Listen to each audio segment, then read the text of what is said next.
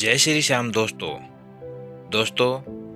आज हमारे बीच मौजूद युवा पीढ़ी नशे की चपेट में अपना जीवन बर्बाद करने पर मजबूर है। क्या कारण है कि एक बार नशे की गिरफ्त में आने के बाद नशे के बाहर आना बहुत मुश्किल होता है। दोस्तों, ये कहानी एक ऐसी ज़बरदस्त मोटिवेशनल कहानी है जो युवाओं का मार्गदर्शन करेगी। एक छोटा सा शहर था जहां रवि नाम का लड़का अपने माता पिता के साथ रहता था। रवि के पिता बैंक मैनेजर थे, लेकिन रवि बेरोजगार था। दरअसल रवि को कॉलेज के दिनों से ही नशे की लत लग चुकी थी, जिसने रवि का जीवन बर्बाद कर दिया था। रवि सारा दिन नशे में ही डूबा रहता था। उसकी इन हरकतों से उसके परिवार के साथ सारा मोहल्ला परेशान था।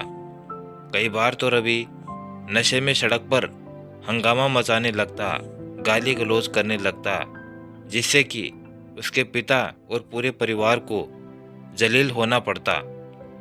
रवि के पिता ने रवि का नशा छुड़ाने के लिए कई डॉक्टरों का दरवाज़ा खटखटाया, लेकिन उन्हें हर जगह निराशा ही हाथ लगी। आखिरकार रवि की हरकतों से परेशान होकर उसके पिता ने उसे नशा मुक्ति केंद्र भेज दिया। वहां पहुंचते ही रवि गिड़गिड़ाने लगा, लेकिन उसके पिता ने उसे जबरदस्ती केंद्र में भर्ती करा दिया। परिणाम स्वरूप कुछ ही महीनों में रवि बिल्कुल बदल गया और उसके बदले हुए रूप को देखकर रवि के पिता को लगने लगा कि शायद उनका बेटा अब सुधर चुका है। इसलिए उन्होंने रवि को नशा मुक्ति केंद्र से वापस निकाल लिया। लेकिन बाहर आते ही रवि फिर से अपने पुराने रवैये में वापस आ गया।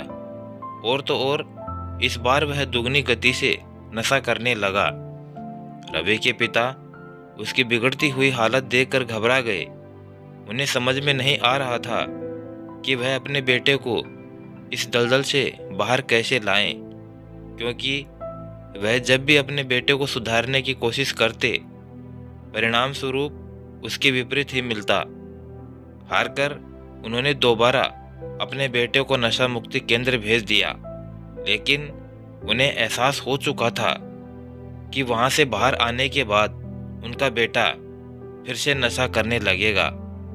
उन्होंने अपनी पत्नी से कहा कि हमें यह जगह बदल देनी चाहिए, शायद इससे हमारे बेटे की बुरी संगत छूट जाए और फिर वह सुधर सके। रवि की माँ भी अपने बेटे को कैद में भेजकर दुखी थी, इसलिए उन्होंने अपने पति की बात मान ली और घर बेचने को राजी हो गई। उन्होंने एक मकान के सौदागर को अपने घर के बारे में जानकारी दी।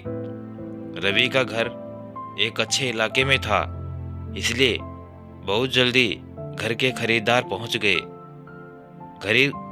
घर खरीदने आए व्यक्ति ने रवि के पिता घर बेचने की वजह पूछी, तो उसे रवि के बारे में पता चला और कारण सुनते ही वह हंसने लगा।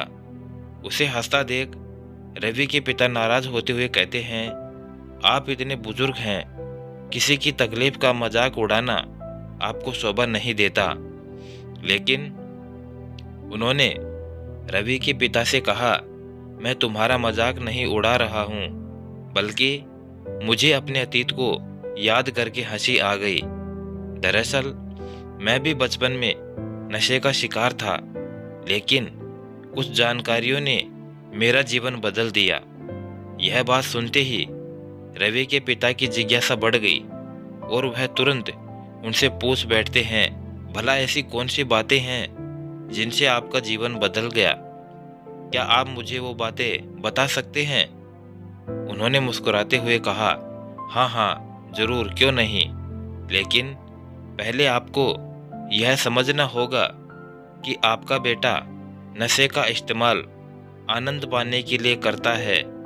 दरअसल आपका बेटा अपने माध्यम को मंजिल समझने लगा है। दुनिया में मौजूद भोग की कोई भी विषय वस्तु केवल नशा है, फिर भले ही वह खाना, पैसा या कोई भी चीज ही क्यों न हो। आपको अपने बेटे को किसी सार्थक कर्म में समर्पित करना होगा। रवि के पिता को उनकी बात समझ में नहीं आई, इसलिए वह उनसे सीधे तौर पर कहते हैं, मेरे बेटे के लिए कौन सा काम सही रहेगा जिससे उसका जीवन बदल सके। उन्होंने उत्तर देते हुए कहा, यह तो उसी को तय करना चाहिए।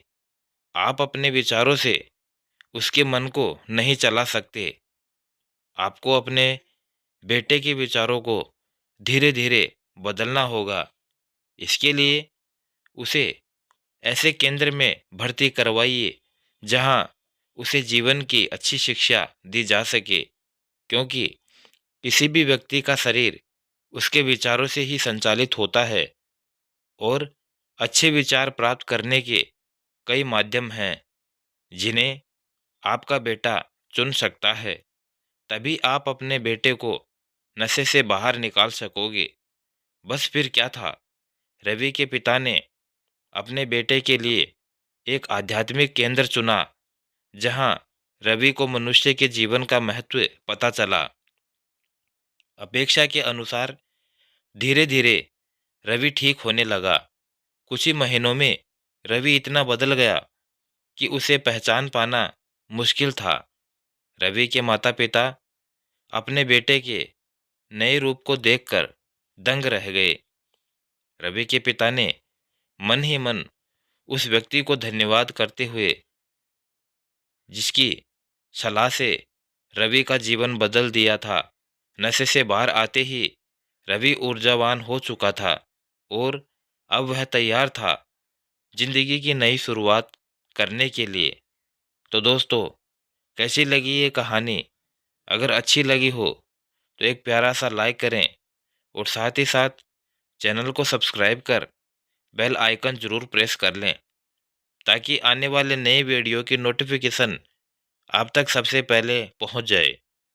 वीडियो को अंत तक देखने के लिए आपका दिल से बहुत बहुत धन्यवाद। जय श्री श्याम।